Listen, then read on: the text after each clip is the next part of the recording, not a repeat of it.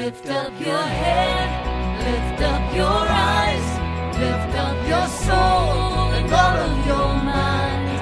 Let it be known that all things are new, and I will follow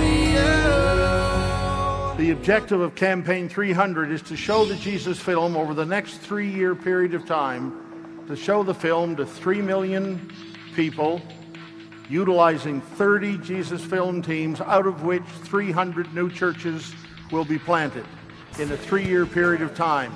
If God honors this vision we believe He has given us, it will be the most significant planting of new churches in a limited time frame in the history of our denomination. And so because of your prayers, your gifting, your coming out there, your blood and sweat and tears for the last 70 years, the Wesleyan Church has poured themselves out for the Native American. I want you to know God has taken that vial of prayers and He's pouring it out in answers.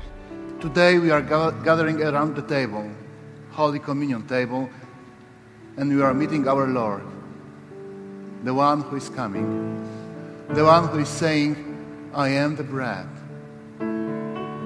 And we are coming because we are hungry of forgiveness. We need reconciliation. These men and women leave their families behind for a year or more at a time to minister. On our behalf, they serve the Wesleyan Church and the Lord and their country around the world. As they step down, will you express your appreciation to them?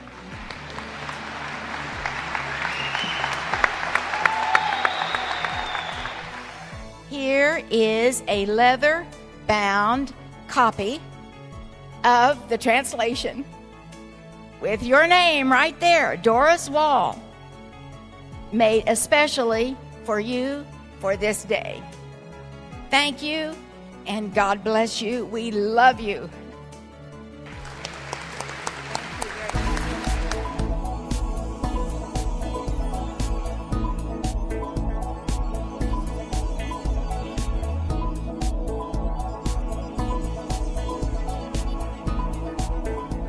Voting is concluded. Yeses have it.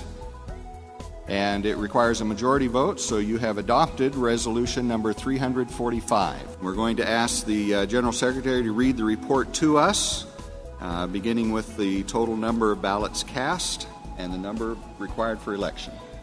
Total number of ballots cast, 355. Needed for election, 179. Joanne Lyon, 245.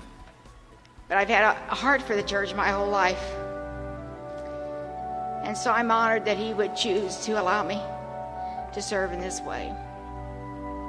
But as I was thinking about this general conference and all the changes that we're making, and you who are delegates here are all leaders in the church. And today, we have all been elected. We've all been elected today to carry forth the great challenge that has been placed before us. Friends, we've expressed ourselves in a vote on an issue of enormous consequence in our culture, to us as people who want to spread hope and holiness. As Wesleyans, we affirm that the Christian faith, by its very definition, is a community which has faith-driven responsibilities to reach, to teach, and to care for the world. That if moral arguments and behavioral codes springing from faith are banned from public life, our society will have become intolerant and undemocratic. That religious freedom is more than a private exercise, such as freedom to worship. That freedom of religion and free speech undergird rather than undermine diversity and pluralism. Therefore, we as Wesleyans join with like-minded groups to protect our religious freedom at all levels. We are heirs today of great saints like these, whose hearts were on fire for God, whose courage made them defenders of holiness and justice, whose biblical convictions made them champions of the poor and underprivileged, of human freedom, of racial reconciliation, of women's rights, of temperance to combat the devastating abuse of alcohol and drugs, of respect for life and the sanctity of marriage between a man and a woman. Then, as now, Wesleyans are amplifying the voice of the God of miracles.